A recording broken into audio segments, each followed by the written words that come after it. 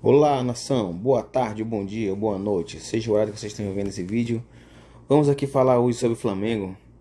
O Flamengo jogou ontem contra o Grêmio, né? E eu achei que não foi um grande jogo do Flamengo. O Flamengo teve algumas chances desperdiçadas com o Bruno Henrique. E o Grêmio também atacou bastante. Eu achei que o Grêmio jogou até melhor, teve mais chances de abrir o placar. Mas é importante que o Flamengo ganhou, né? Com um gol do Arrascaeta no segundo tempo, que acabou dando a vitória para o Flamengo.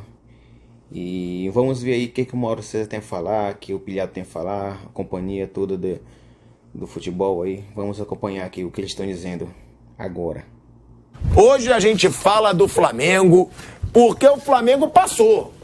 O Flamengo, numa minhaca, numa crise, num ringue de UFC, era soco pra cara pra tudo que é lado, mas o Flamengo consegue passar pelo Grêmio, Mauro César Pereira, e consegue passar não jogando nada de novo. A gente tem que ser sincero. Uma partida bem mais ou menos do Flamengo. O Grêmio chegou a ter um certo domínio ali no primeiro tempo, com algumas chances, mas passou. Né? Chegou na final da Copa do Brasil.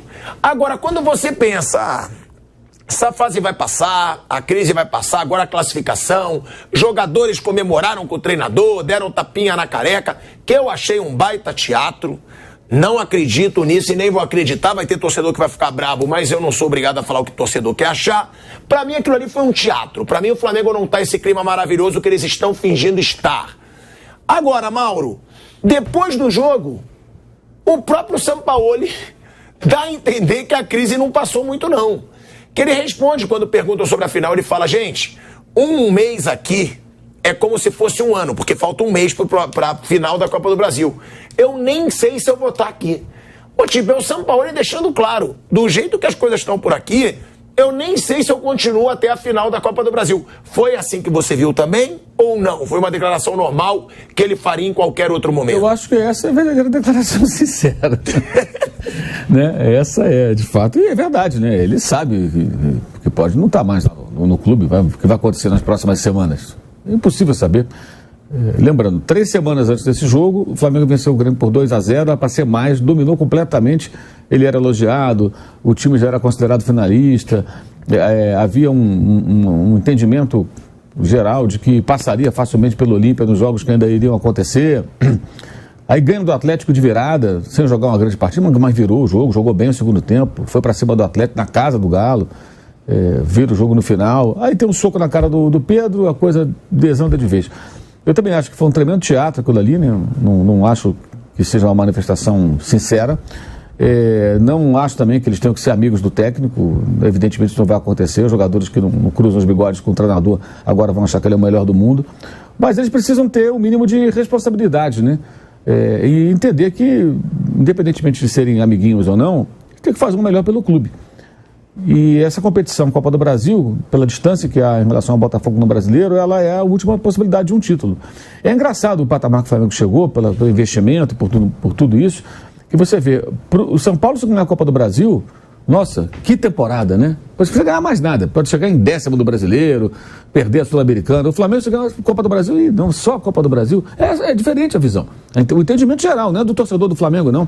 Eu estou falando do São Paulo, que é um dos maiores clubes, como o Flamengo também é. São 2 clubes muito grandes e que vão fazer essa final. Eu entendo que talvez os jogadores, assim, copa meio cheio, pode ser que eles tenham percebido que é uma reta final de ano, que se eles não colaborarem, não ganharem nada, vai ser bem esquisito, né? Vai ficar bem esquisito. Para eles também, para o futuro deles, no clube, no mercado. Não é bom para o jogador.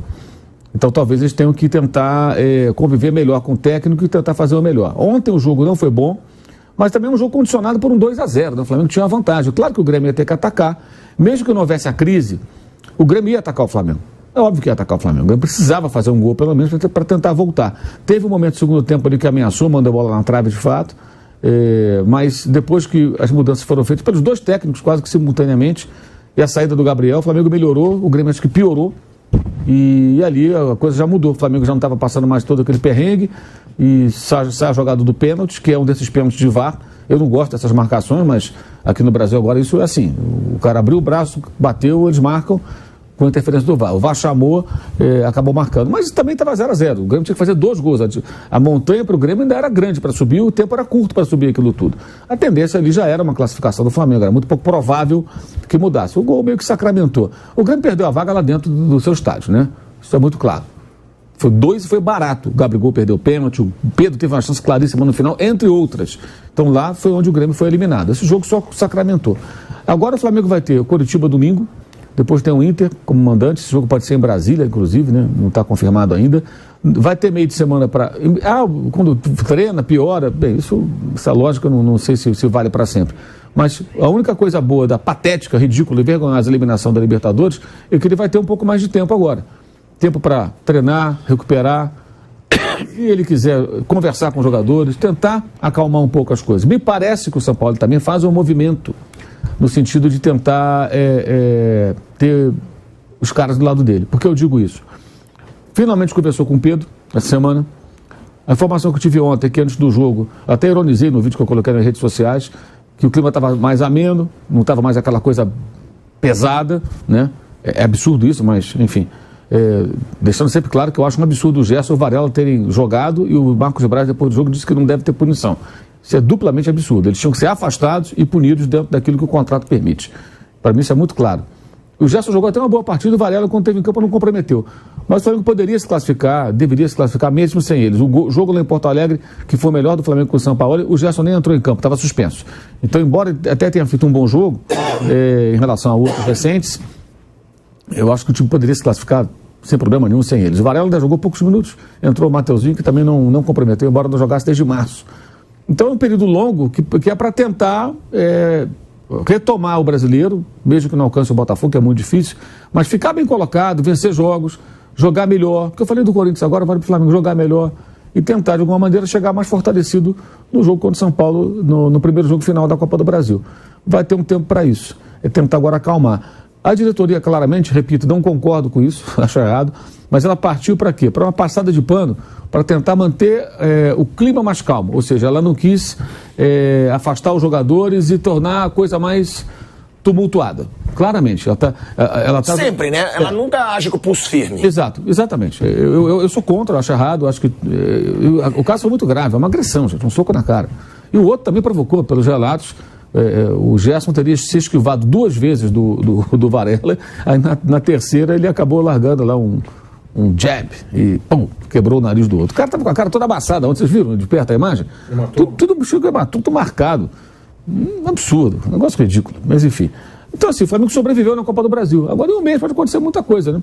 O técnico não é um mau técnico, acho que ele é um bom técnico, embora tenha problemas de relacionamento, esse temperamento dele é o grande problema, o grande inimigo dele é isso. Porque uma coisa é ele na Europa, do Olympique, chamando os jogadores que vão chegando, e num ambiente onde esse tipo de relação é mais aceitável. Tanto que o Igor Tudor, que é o técnico que veio depois, barrou o Gerson, barrou o Guendouzi, barrou o Payet, que está agora no Vasco, teve problemas aí com os jogadores, não estava nem aí. Mas ele está num ambiente onde isso é mais comum. Aqui no Brasil não é assim, né? Ainda mais um elenco já encastelado. E ele tem que ser um pouco mais flexível, né? Não é mudar radicalmente a postura, ter um pouquinho mais de jogo de cintura. Ele não tem nenhum. Né? Agora, ele toma umas atitudes malucas também, sim, né, irmão? Também. Como tirar o Ayrton Lucas para botar o Felipe Luiz para ser titular. Aí que eu quero chegar. Para mim, o Felipe Luiz no jogo é uma questão também de estratégia do técnico, não do campo, mas para tentar trazer os caras para o lado dele. Porque é óbvio que o Felipe Luiz é muito influente dentro do grupo, né?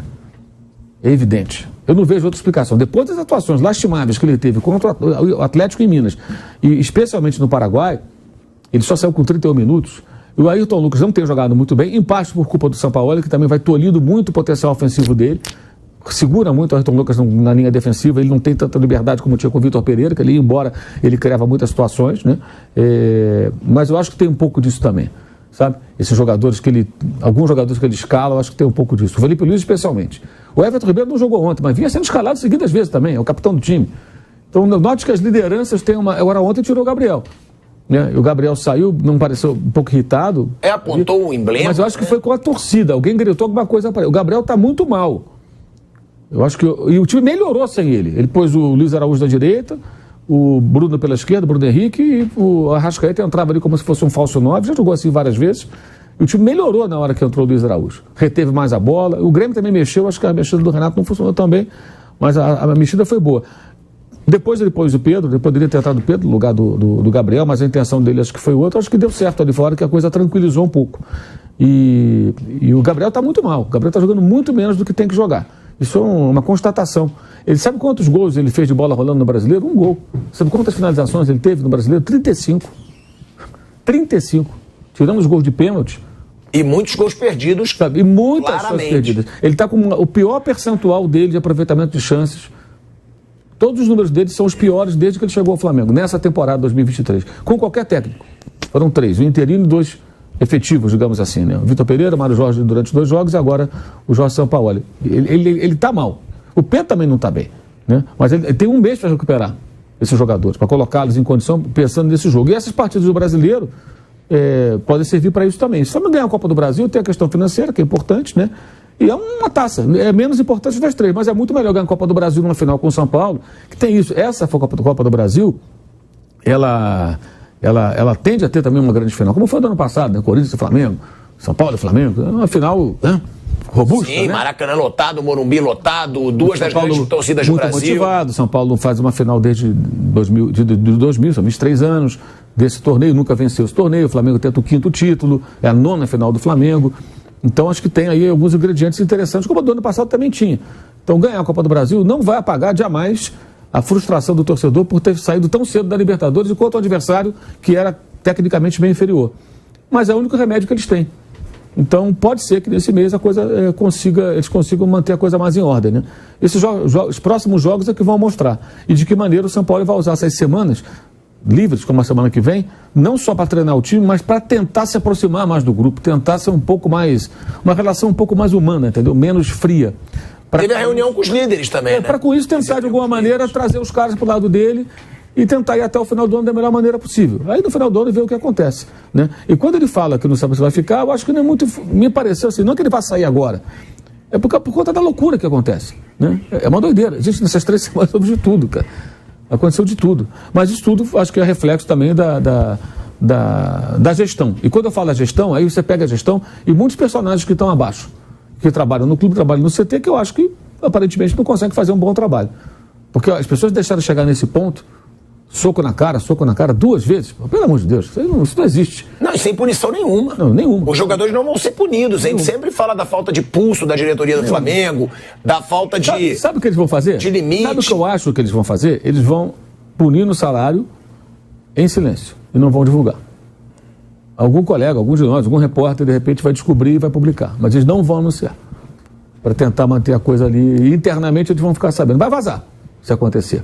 Mas eles não vão anunciar.